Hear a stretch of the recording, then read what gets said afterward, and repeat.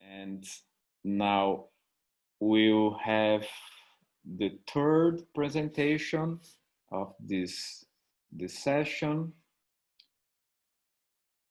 Let me just open it. It's from Saulo Krieger.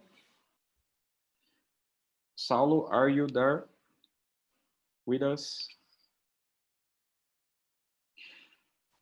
So Saulo is a professor of philosophy at the State University of Midwest Paraná. He recently defended a doctoral thesis on Nietzsche, which I had the honor of participating in the committee, and it currently competes for the CAPES prizes for the best philosophy thesis in Brazil.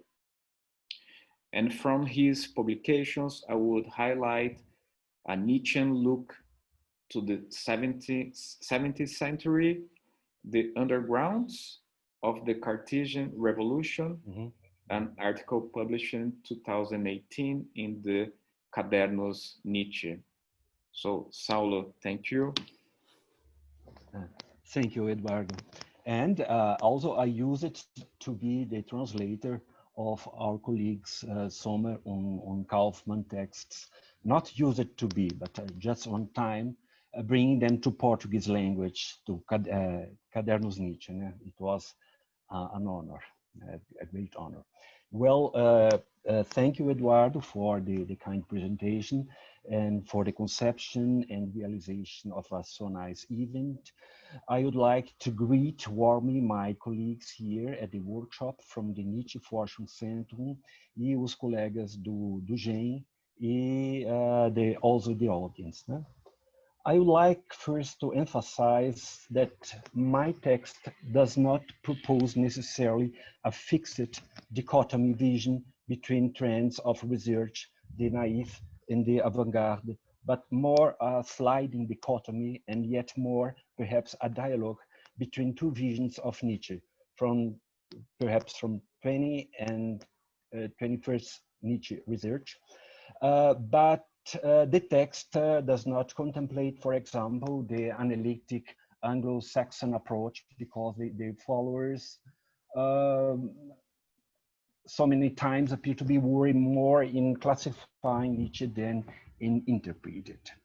Then, just this observation being made, I begin to read. I'm going to read in Portuguese. Well, de certo ponto de vista, a pesquisa Nietzsche aparece em compasso de espera. Em compasso de espera por um Nietzsche que advirá de seu esquadrinhamento minucioso. Pela pesquisa de fontes, mais precisamente pela retirada dos decalques de autores oitocentistas detectados em Nietzsche. Do álbum de figurinhas da filosofia e da ciência do século XIX, sobretudo do século XIX, que assim se revela, renascerá um redimensionado Nietzsche, a permitir que se diga: aqui termina a fonte, aqui começa Nietzsche. Um Nietzsche que vai sendo paulatinamente recompreendido à luz desse ou daquele autor que ele leu, interrogou e, à sua maneira, assimilou.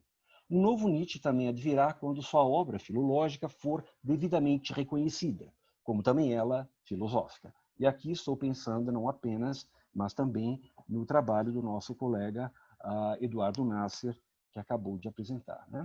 Quando seus de Nietzsche escritos filológicos, o santo grau da pesquisa Nietzsche hoje, forem admitidos no Nietzsche Source, quando muitos deles tiverem sido traduzidos para diversas línguas e forem mais frequentemente acessados e debatidos. Aí sim teremos um novo Nietzsche. Ante esse quadro de expectativa, eu imagino duas posições que lhe seriam desviantes. Uma primeira, pessimista, e uma segunda, otimista, esta que privilegiaremos aqui. Mas quanto à primeira, trata-se da hipótese de que esse novo e redimensionado Nietzsche jamais venha a surgir para além do esquadrinhamento. Não mais um Nietzsche a vir por contraste, não mais um problema do filósofo, para além da colagem de fontes, não mais um projeto nietzschiano para além do que ele leu. O extemporâneo seria a encarnação de um certo século XIX, entre romântico, do primeiro romantismo, e científico. A outra hipótese, nossa hipótese aqui provisória, a título de experimentação, otimista, propõe que, ao lado de uma prescrição metodológica que ordena ir ao detalhe do modo como Nietzsche se valeu de tal ou qual fonte, persiste uma possibilidade de visão de todo, sintética, que se mostre incólume à suspensão imposta pela pesquisa de fontes e ao que quer que seja esse novo Nietzsche que surgirá. Ora, a pergunta que então aqui se articula é sobre se mesmo antes que surja esse novo Nietzsche, uma tentativa de visão de todo sintética não seria possível. 2, sobre se poderia propor uma originalidade do filósofo já. Mais especificamente, 3, sobre se pode, durante o processo de desconstrução-reconstrução, propor tal visão com base no questionamento expresso e protagonizado por ele próprio quanto aos poderes da erudição, da especialização, ou seja, questioning these powers, this exclusive emphasis in erudition and specialization, contents and knowledge, e da cognição, enquanto tais poderes não estiverem subsumidos a um arcabouço artístico criativo. Aqui eu me valho à distância do dito de Nietzsche no prefácio, segundo parágrafo, ou seção do parágrafo do prefácio de 86 ao Nascimento da Tragédia. Assim sendo, nosso ponto de partida é o de que, por sob a erudição e a cognição, haveria o fazer artístico sob a forma do ato criativo e transfigurador, segundo Nietzsche. Nesse sentido, a visão sintética com que acenamos acima apontaria justamente para o que subjaz ao que é conteúdo, ao que é erudição ou cognição, ou ciência do século XIX. E se encontraria mais afinada à amplitude, ao caráter embriagado e transfigurador do gesto artístico. Nietzsche, ao que acreditamos e propomos, não apenas verbalizou e deu a entender a questão da não cognição, em última instância,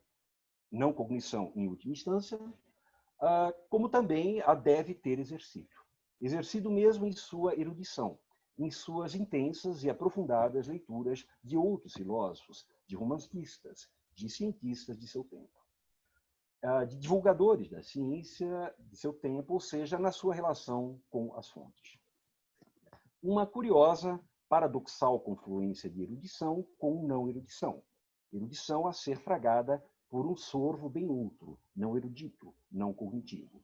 Na pesquisa Nietzsche, de Alvin Mitas a Babette Babish e André Zollner, já muito se observou que as leituras do filósofo, as que não fazia, à medida em que as fazia, eram devidamente orientadas por seus interesses, por seu próprio projeto, como diríamos, como que, em homologia, a relação entre ciência e um assoalho artístico, como no já mencionado prefácio de 86 ao Nascimento da Tragédia. As leituras estariam para o seu projeto, como a erudição, cognição, para o fazer artístico.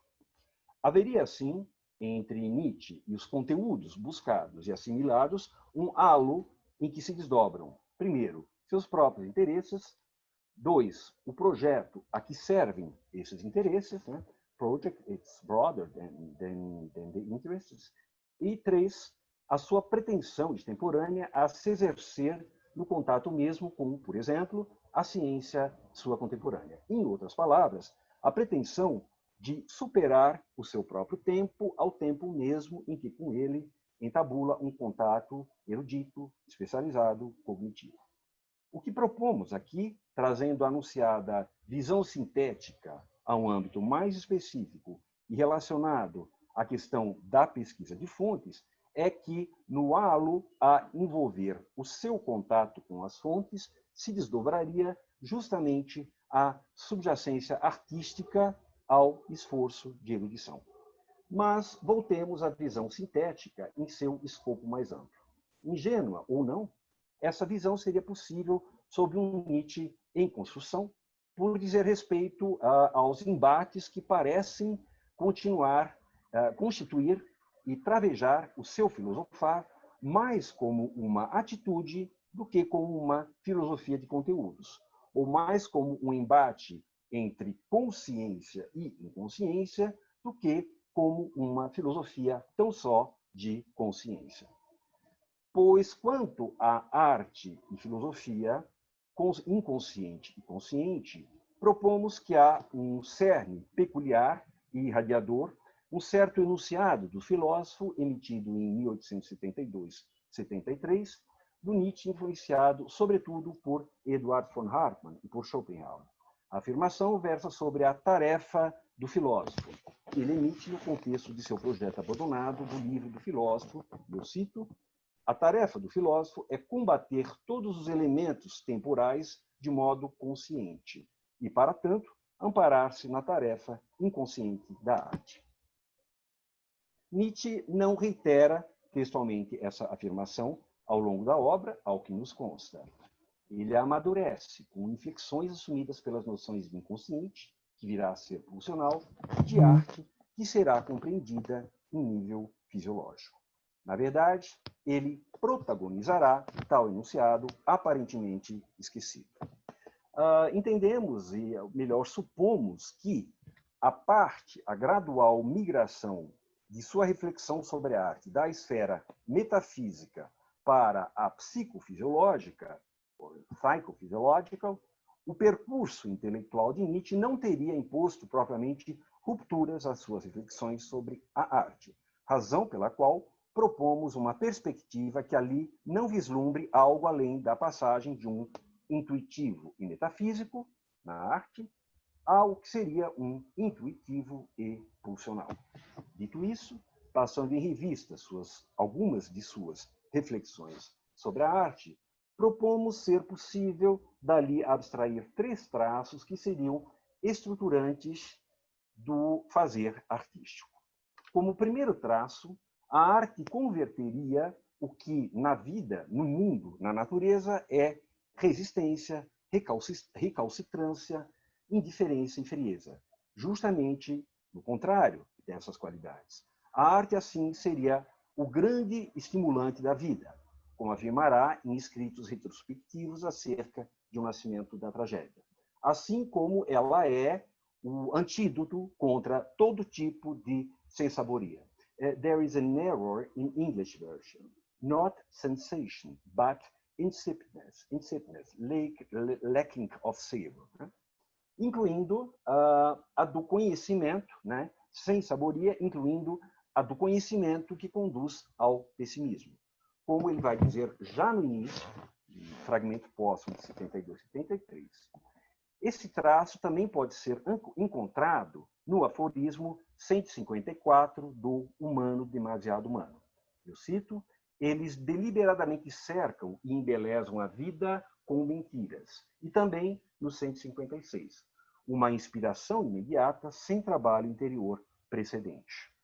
E na Gaia Ciência, em seus aforismos 85, artistas constantemente glorificam, e 86, pensamentos e paixões capazes de embriaguez. E também 89, intitulado A Arte dos Festivais e menção à embriaguez e loucura.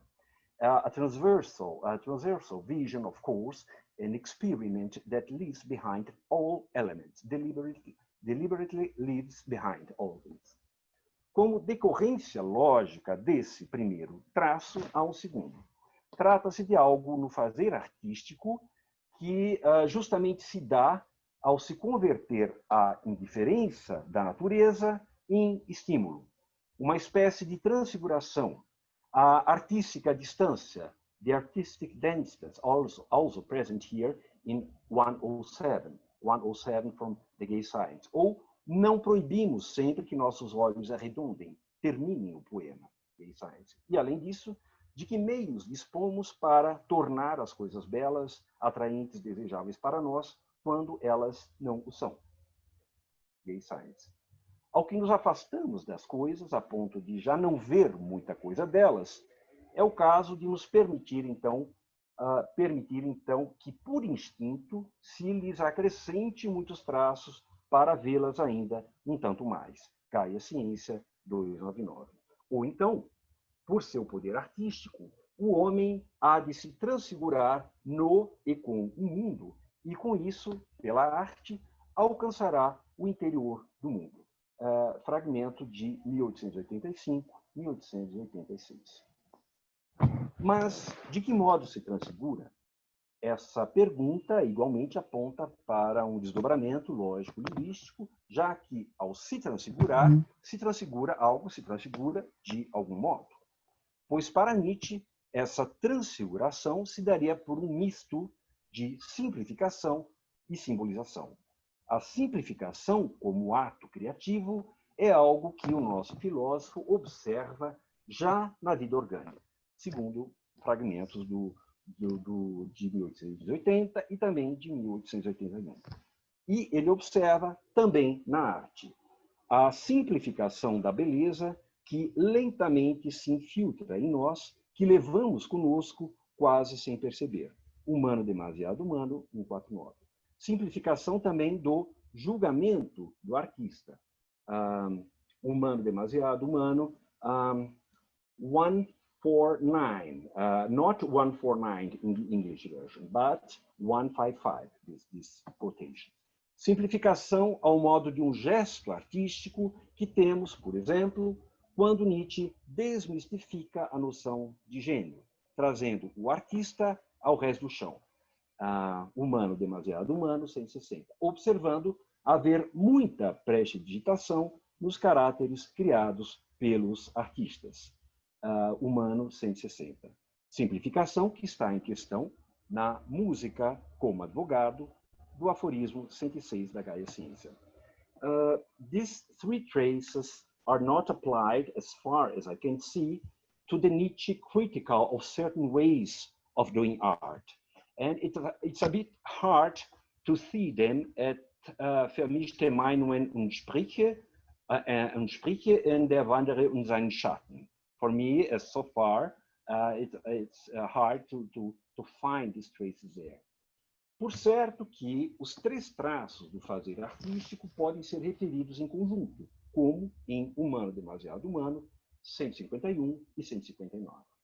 São tão profundos quanto disseminados. E veja-se que estamos aqui sob a égide do que Nietzsche enuncia em Para Além de Bem e Mal, a saber que o conceito de arte talvez inclua muito mais do que comumente se acredita. Bem e Mal 291.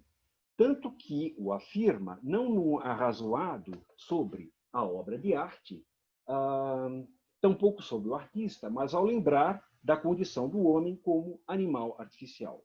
Poderíamos ainda especificar que essa condição remete à singularidade funcional desse homem como animal, que é assim acionada e se expressa com a mesma integralidade que se expressaria tivesse ele continuado animal, mas com as nuances todas dos artifícios de um homem cultural e consciente. E eis que esse conceito de arte e esse fazer artístico, segundo os tais três traços, não apenas seriam teorizados por Nietzsche, mas também protagonizados por ele. E aqui as placas tectônicas da conceituação, da argumentação, da aparente planície filosófica, aquela que ele, Nietzsche, tem por tão sujeita às intermitências da consciência, começam a se mover. Em seu movimento por protagonização, elas produziriam outra configuração e, sobretudo, outro registro, a other framework, other report, né? Ou melhor, a chave para tantos registros. Não um fluxo argumentativo, mas o dispositivo a revelar o cerne dos fluxos argumentativos. Não uma linha de raciocínio, mas o dínamo entre artístico e vital, emissor de linhas de raciocínio. Não uma argumentação, mas o moto que nos leva a pensar e argumentar. Não o terreno plano da filosofia, mas as placas que impulsionam o filosofar. Não conteúdos filosóficos, mas os embates que levam a criar o interrogante. Sim, quanto à protagonização, o que aqui isolamos como primeiro traço estruturante do fazer artístico estaria em ato ao que se tem uma realidade gnóstica insípida, e em esta ser envolvida na pulsação vital que fisiologicamente atrela o ritmista à natureza. O ritmista pode ser o de um ritual africano ou pré-colombiano, pode ser o coro dionisíaco, musicista, pode ser a escrita poética ou a prosa de Nietzsche, de pulsação, ritmos, tão pensada quanto exercida, diferente a cada obra, ao sabor de sua vitalidade. At each work, a distinct vitality, a distinct tempo. O acionamento não natural para o ritmo ser, de novo, para o acionamento não natural para, com o ritmo, mediante o ritmo, ser, de novo, parte da natureza. O primeiro traço estaria aqui também na maximização de energia no mínimo ponto ou segmento, naquele mínimo em extensão número de signos. Máximo, assim obtido, na energia dos signos. Como se tem no Crepúsculo dos Signos, antigos 1, do gozo de Nietzsche com o seu Zaratustra. O Zaratustra, que é o exemplo máximo da protagonização, de certo ponto de vista. O segundo traço estruturante do fazer artístico vimos ser a transfiguração de algum traço que já não consigo perceber, que já não é possível perceber. Pois, em seu fazer filosófico, esse traço se evidencia a cada projeção linguística a revelia de anteparos ou de referentes, a cada transposição no âmbito fisiológico da linguagem compreendida e exercida como metáfora. Esse segundo traço igualmente se dá pela forma aforismática, because of its sharp cuts and its perspectives, com perspectivas que podem ser vistas como as mais inusitadas, incômodas para o pensador. O olhar do filósofo, tal como será o do leitor, é intentado, ele é exigido, ele é forçado a ir aos confins do que a vista alcança e do que já não alcança. Lá ele criará o que ele já não pode ver. O terceiro traço, o da simbolização-simplificação, é igualmente protagonizado pelo emprego da forma aforismática como um valer-se da análise sucinta, abreviada, mesmo dos temas mais profundos. A simbolização, que é uma simplificação, dá-se também, uma vez mais, pelo dispositivo metafórico, tal como exercido por Nietzsche, como conversão artística não natural de uma necessidade fisiológica e natural, a da necessidade de comunicar e incapacidade de fazer. Necessidade de comunicar transmutada em capacidade de fazer, tal como ele formula na hipótese para o surgimento da consciência no aforismo 354 da ciência. The birth of the born of consciousness, the genesis of consciousness, of intellect, consciousness as an artistic act. Atentando bem, esse chamado à consciência, Nietzsche protagonizaria reiteradas vezes a emular a conversão da necessidade em capacidade de linguagem verbal, seria bem uma contraface do fazer artístico exercido por ele ao filosofar. Um chamado à consciência, vejam só, pela criação artística, mais precisamente pela fisiologia despertada pelo ritmo. Primeiro traço do fazer artístico. Fisiologia acionada, ou fisiopsicologia também, acionada tanto mais como a criar um signo ao transfigurar o que já não se consegue perceber, ou assimilar. Segundo traço do estruturante de fazer artístico. Ou então, ainda imprime a sua marca ao simplificar, isto é, ao criar. Terceiro traço do fazer artístico. Essa tríade, conversão em estímulo, transfiguração, simplificação por simbolização, seria uma deliberada movimentação de placas tectônicas, da qual Nietzsche estaria a se valer não apenas ao converter o seu fazer filosófico em um fazer artístico, mas também, dois, no conflagrar de consciência e inconsciência do filosofar. Três, ao valer-se do passado para impregnar a sua visão do presente, ao fazer interioridade e exterioridade mutuamente se instigarem.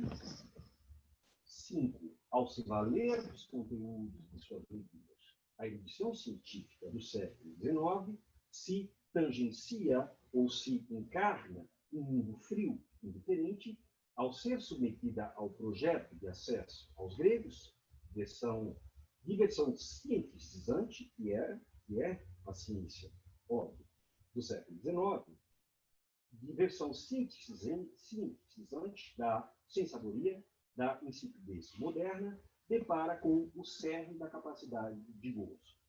A descarga funcional, por exemplo, já não é apenas água para um moinho nihilista, mas é também o dionisíaco encontrado na fisiologia, além de expresso pela fisiologia do próprio Nietzsche, primeiro traço. Levando adiante esse mesmo exemplo, ao buscar o rico e transbordante instinto helênico e os feitos científicos do século XIX, tem-se o transfigurar por Nietzsche e suas leituras, segundo traço, e tem-se a simbolização por simplificação, terceiro traço, uma vez que em tudo, Nietzsche busca o transbordante sentimento de vida e força. Desse modo, Nietzsche, mais do que se apropriar de conteúdos alheios, estaria a artificialmente estabelecer tensões naturais, ou melhor, agonismos vigentes nas relações entabuladas pelo homem. Ele estaria a reviver artificialmente a natureza pelo fazer artístico. Nietzsche dá vida ao pensar e nos faz pensar o que jamais pensaríamos, mediante uma conflagração de agonismos, as referred above, entre passado e presente, entre artificial e natural, entre fazer artístico e o meio que resiste a ele, um agonismo também entre a intermitência da consciência e a consciência fisiologicamente, de novo, suscitada pelo fazer artístico. Entre o projeto de Nietzsche, enfim, do que vinha lhe contar a ciência do século XIX. Conflagração de tantos agonismos, um fazer filosófico em Nietzsche seria, para além dos conteúdos teóricos, uma ativação de campos de força até então adormecidos, no pensamento supostamente consciente, intenso, a potência artística. I say dormant at supposedly conscious thinking, do not move this conscious thinking by the artistic power. Daí nossa hipótese. Enquanto o novo Nietzsche não vem, o Nietzsche em construção talvez possa conviver com chaves de leitura sintéticas que não pequem, talvez, por ingenuidade, até por, quem sabe, subsumir o novo Nietzsche a que se chegará. Muito obrigado. Thank you very much.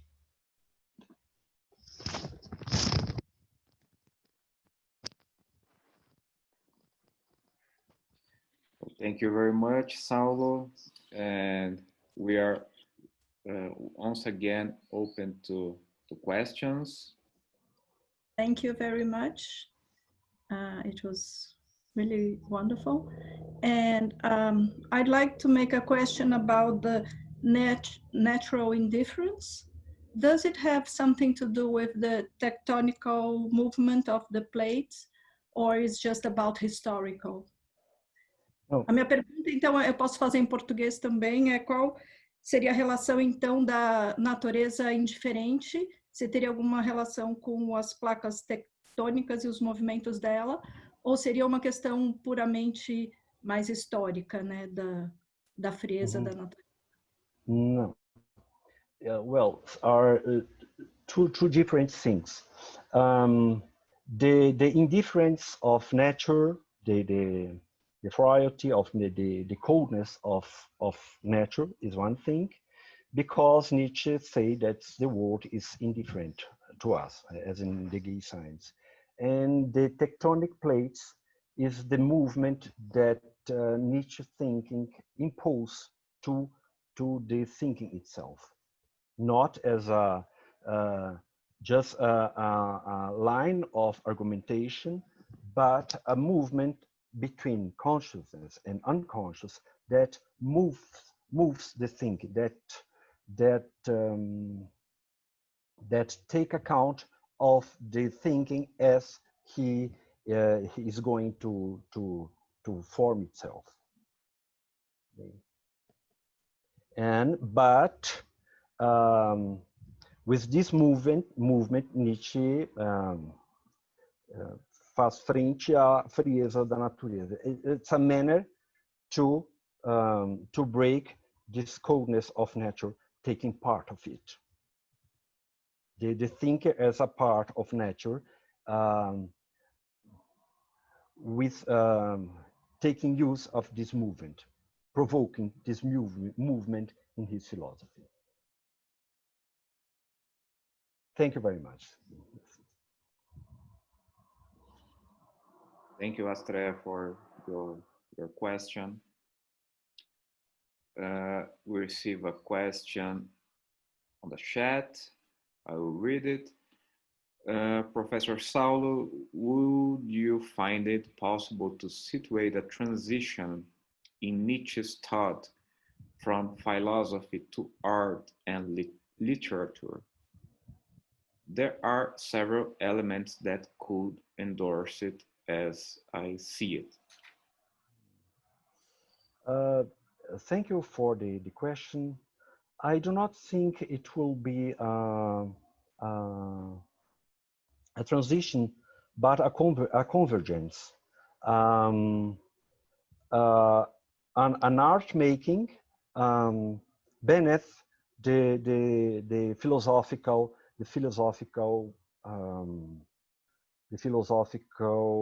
project. An art of making art, impelling the movement between unconscious and conscious thinking. Because if you stay at a line of argument, supposedly always conscient, like other philosophers, what do? We fall into unconscious, that intermittences of consciousness that Nietzsche spoke in aphorism 11 of the gay science. Then there is this making art in philosophy. I don't know if it's a transition, perhaps a convergence, perhaps the both, or perhaps this nature must be analyzed. The two superposed to propelling the art of philosophy, because beneath the art of beneath the thinking, there is no thinking. There is a making art. That's the reason I mentioned the movement to create consciousness, intellectual consciousness, in 354 of the gay science as an artistic movement that Nietzsche constantly tried to constantly repeat, to constantly remake in his act of philosophizing. I don't know if it's clear. That's more question. Well, he's thanking you for your answer, and well, I think we have to move on to our last presentation. I would like to thank you very much, Saulo, for your text.